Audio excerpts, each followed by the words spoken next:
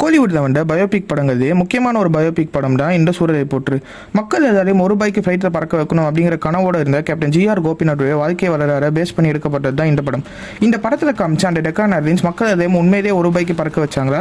அப்படி பறக்க வச்சிருந்தா இன்னைக்கு அந்த டெக்கான் ஏர்லைன்ஸ்க்கு என்ன ஆச்சு? இந்த படத்தில் வில்லனாக போர்ட்ரே பண்ணப்பட்ட விஜய் மல்லையா கைக்கு இந்த டெக்கான் ஏர்லைன்ஸ் ஏன் போச்சு? டெக்கான் ஏர்லைன்ஸ் எதுக்காக கிங்ஃபிஷராக மாறுச்சு அப்படிங்கிற பல கேள்விகளுக்கான பதிலை தான் இந்த வீடியோவை நம்ம பார்க்க போகிறோம். Welcome to even online.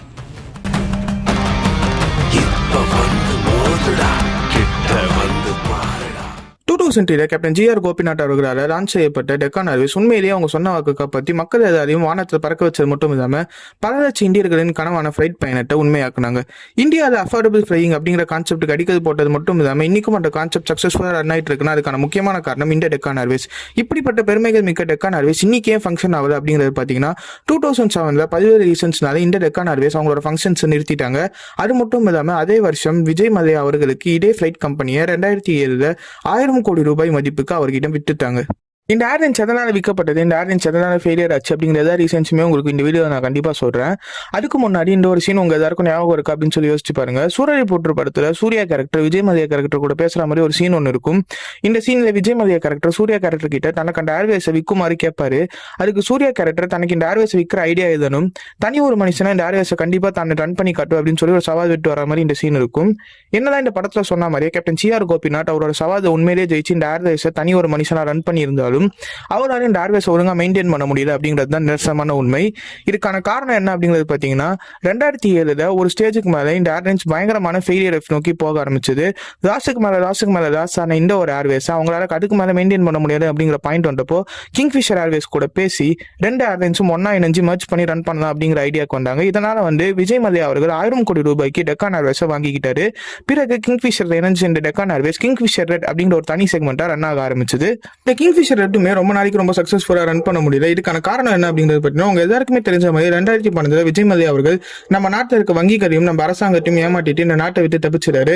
இதுக்கப்புறம் அரசாங்கம் அவரோட பிசினஸ் எல்லாத்தையுமே முடக்க ஆரம்பிச்சிட்டாங்க. அதில் கிங்ஃபிஷரும் கிங்ஃபிஷர் ரெட்டும் அடக்கம். அதனால கிங்ஃபிஷர் ரெட்டோட சர்வீஸ் எல்லாத்தையுமே ஸ்டாப் பண்ணிட்டாங்க.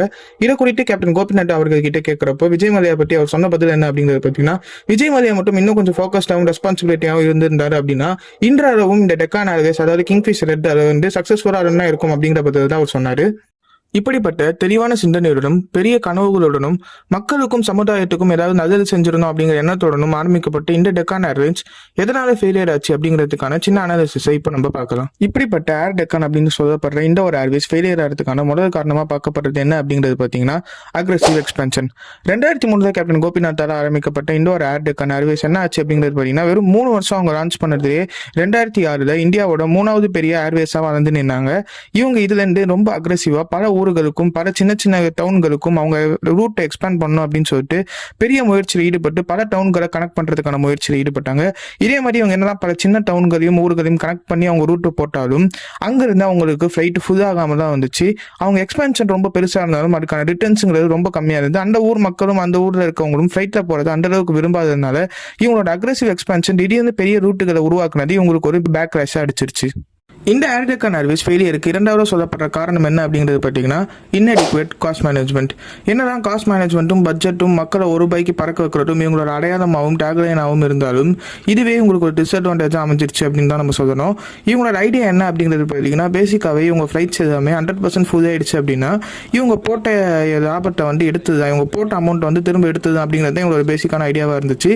பட் அட்லீஸ்ட் அதுக்கு ஒரு மினிமம் 75% வரை இவங்களோட ஃப்ளைட் ஃபுல் ஆகணும். நான் ஏற்கனவே சொன்ன மாதிரி இவங்க அக்ரெசிவாக பல டவுன்களுக்கு இவங்க ஃப்ளைட் எக்ஸ்பேண்ட் பண்ணதுனால ஒரு பைக் ஃப்ளைட் டிக்கெட் விட்டாலும் மக்கள் அதை ஏற தயாராகாதனால 25%, 30%, 50% ஃபில் ஆன இவங்க ஃப்ளைட்ஸ்க்கு தான் ஓடிட்டு இருந்தது. இப்படி ஓட்டினதுனால அவங்களுக்கு லாஸுங்கிறது அதிகமாயிட்டே இருந்தது. இதே தொடர்ந்து பார்த்தீங்கன்னா மிகப்பெரிய ஃபியூயல் பிரைஸ் இன்க்ரீஸ் ஆச்சு உலகம் முழுவதும். ஒரு ஸ்டேஜில் இந்த ஒரு ஃபியூயல் கிரைசிஸாலையும் ஃபியூயல் பிரைஸ் இன்க்ரீஸ் ஆனதுனாலையும் இவங்களால அந்த லாஸை கோப் அப் பண்ண முடியாமல் இன்அடிக்குவேட் காஸ்ட் மேனேஜ்மெண்ட்னாலே இவங்க ஃபெயிலியரை ஃபேஸ் பண்ண ஆரம்பிச்சாங்க. இந்த ஏர் டெக்கான் ஃபெயிலியருக்கு அடுத்ததாக சொல்லப்படுற காரணம் என்ன அப்படிங்கிறது பார்த்தீங்கன்னா புவர் கஸ்டமர் சர்வீஸ். என்னதான் இவங்க எக்ஸ்பென்ஷன் பெருசாக இருந்தாலும் கனெக்டிவிட்டி பயங்கரமாக இருந்தாலும் இவங்களோட கஸ்டமர் சர்வீஸுங்கிறது ரொம்பவே போராக இருந்துச்சு அப்படின்னு தான் சொல்லணும். ஏன் அப்படிங்கிறது பார்த்தீங்கன்னா இவங்களோட கஸ்டமர் சர்வீஸை பொறுத்தளவு அடிக்கடி ஃப்ளைட் டிலே ஆகுறது, கேன்சல் ஆகுறது, இவங்களோட கஸ்டமர்ஸோட பேகேஜ் எல்லாமே மிஸ் ஹேண்டல் ஆகுறது, தொலைகிறதுன்னு சொல்லிட்டு இவங்க கஸ்டமர் சர்வீஸ் மேலே பயங்கரமான கம்ப்ளைண்ட்ஸ் இருந்தது. இதுவும் இவங்களோட ஃபெயிலியருக்கு முக்கியமான ஒரு காரணமாக அமைஞ்சிருச்சு. இந்த ஏர் டெக்கான் ஃபெயிலியருக்கு 4வது சொல்லப்படுற காரணம் என்ன அப்படிங்கிறது பார்த்தீங்கன்னா யூட்டிலைசேஷன் ஆஃப் எக்ஸ்டர்னல் ரிசோர்சஸ். இப்போ நம்ம ஒரு ஏர்வேஸ் நடத்துறோம் அப்படின்னாலே நம்மளோட மேஜர் சோர்ஸ் ஆஃப் இன்கம்ங்கிறது ஃப்ளைட் டிக்கெட்ஸ் அப்படிங்கிறத தாண்டி நம்ம ப்ரொவைட் பண்ணுற சர்வீஸ்லேருந்து தான் வரும். சர்வீஸ்னால் எதை சொல்கிறேன் அப்படின்னு பார்த்தீங்கன்னா, உங்களுக்கு ப்ரொவைட் பண்ணுற ஃபுட்டு ஆரம்பிச்சு உங்களுக்கு கொடுக்குற பேகேஜ் வரைக்கும் அவங்க எல்லாத்துக்குமே எக்ஸ்ட்ராவாக காஸ்ட் போட்டுக்கிட்டே இருப்பாங்க. இந்த மாதிரி எக்ஸ்ட்ராவாக போடுற காஸ்ட் எல்லாத்தையுமே வேணான்னு சொல்லிட்டு ஏர் டெக்கான் எடுத்த முடிவு தான் இவங்களோட டிஸ்அட்வான்டேஜாக அமைஞ்சிருச்சு. இவங்க பேகேஜுக்கு எக்ஸ்ட்ரா காசு போடுறத ரொம்பவே கம்மியாக தவிர்த்துட்டாங்க. இது இவங்களோட லாஸை இன்னுமே அதிகப்படுத்திடுச்சு அப்படின்னு நம்ம சொல்லலாம். ஏர் டெக்கானோட ஃபெயிலியருக்கு பல ரீசன்ஸ் இருந்தாலும் இப்போ நான் சொல்ல போகிறது தான் ரொம்ப இம்பார்ட்டண்டான மேஜரான ஒரு ரீசன் அப்படின்னு நம்ம சொல்லலாம். Increase in fuel price. 2002 2007 வரைக்கும் உலகம் முழுவதும் இருக்க எல்லா நாட்டிலுமே பார்த்தீங்கன்னா ஃபியூயல் கிரைசிஸ் அப்படிங்கிறது ரொம்பவே அதிகமாக இருந்துச்சு. 2002 கிராஜுவலாக ஃபியூயல் ப்ரைஸ் எல்லாமே இன்க்ரீஸ் பண்ண ஆரம்பிச்சாங்க. இந்த இன்க்ரீஸுங்கிறது கிராஜுவலாக இன்க்ரீஸ் ஆகி 2008 மிகப்பெரிய உச்சத்தை தொட்டுருச்சு ஃபியூயல் ப்ரைஸ் எல்லாமே. இதுதான் ஏர் டெக்கானோட ஃபெயிலியருக்கு மிகப்பெரிய மேஜரான ஒரு காரணமாக இருந்துச்சு. அவங்களுக்கு இருந்த பட்ஜெட் சினாரியோவில் பார்த்தீங்கன்னா அவங்களால இந்த ₹1 ஃப்ளைட் டிக்கெட் வச்சு இந்த அளவுக்கு ஃபியூயல் ப்ரைஸ் அவங்களால கோப் அப் பண்ணவே முடியல. இதுதான் அவங்க ஏர்லைன்ஸ் விற்கிறதுக்கு மிகப்பெரிய ஒரு மேஜர் ரீசனாக அமைஞ்சதுன்னே நம்ம சொல்லலாம். இந்த ஃபியூயல் கிரைசிஸை தாண்டி அடுத்ததாக கூறப்படுற காரணம் என்ன அப்படிங்கிறது பார்த்தீங்கன்னா வீக் பிராண்ட் இமேஜ். இந்த மாதிரி இன்டர்னலாக அவங்களோட சர்வீஸில் எக்கச்சக்க பிரச்சனைகள் இருக்கலாம், அக்ரெசிவ் எக்ஸ்பான்ஷன் பண்ணியிருக்கலாம், பட்ஜெட் ப்ராப்ளமாக இருக்கலாம், இது ஃபியூயல் ப்ரைஸ் இன்க்ரீஸ் ஆகிறது, இது எல்லாமே அவங்க இன்டர்னல் தான் அவங்களுக்கு பாதிக்கப்பட்ட விஷயங்கள். இது எதுவுமே மக்களுக்கு தெரியாது. ஆனால் மக்கள் பார்வையில் இவங்களோட இமேஜ் கெட்டுறதுக்கு காரணமாக இருந்தது என்ன அப்படிங்கிறது பார்த்தீங்கன்னா இவங்களோட புவர் கஸ்டமர் சர்வீஸ். இந்த கஸ்டமர் சர்வீஸ் இவங்க இன்னும் கொஞ்சம் ஃபோக்கஸ் பண்ணியிருந்தாங்க அப்படின்னா மக்கள் மத்தியில் இவங்களோட இமேஜ் கெடாமல் இருந்திருக்கும். அதே மாதிரி மக்களுக்கு இந்த ஏர் டெக்கான் மேலே இந்த நம்பிக்கையும் குறையாமல் அப்படியே இருந்திருக்கும். பட் மக்களுக்கு ஏர் டெக்கான் மேலே இந்த நம்பிக்கை குறைஞ்சதுனால மக்கள் ஏர் டெக்கான் சூஸ் பண்ணுறதை நிறுத்த ஆரம்பிச்சிட்டாங்க. இவங்களோட கஸ்டமர் சர்வீஸும் பேகேஜ் ஹேண்டலிங்கும் ரொம்பவே மிஸ் ஹேண்டலிங்கா இருந்ததுனால தான் இந்த ஒரு நிலைமைக்கு ஏர் Deccan தள்ளப்பட்டாங்க.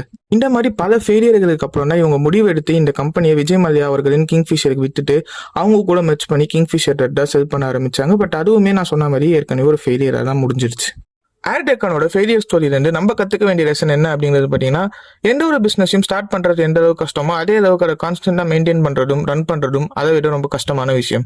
Cost control, customer satisfaction, efficient ஆப்ரேஷனுங்கிற மாதிரி சில பிஸ்னஸோட பேசிக் பேராமீட்டர்ஸை இவங்க இன்னும் கொஞ்சம் அதிகமாக ஃபோக்கஸ் பண்ணியிருந்தாங்க அப்படின்னாலே இன்னைக்கு இந்த ஏர் டெக்கானுங்கிறது ரொம்பவே சக்ஸஸ்ஃபுல்லான ஒரு ஏர்வேஸாக ரன் ஆகி இருந்திருக்கும். பட் அதை அவங்க செய்ய தவறிட்டாங்கிறது தான் ரொம்பவே சோகமான ஒரு விஷயம்.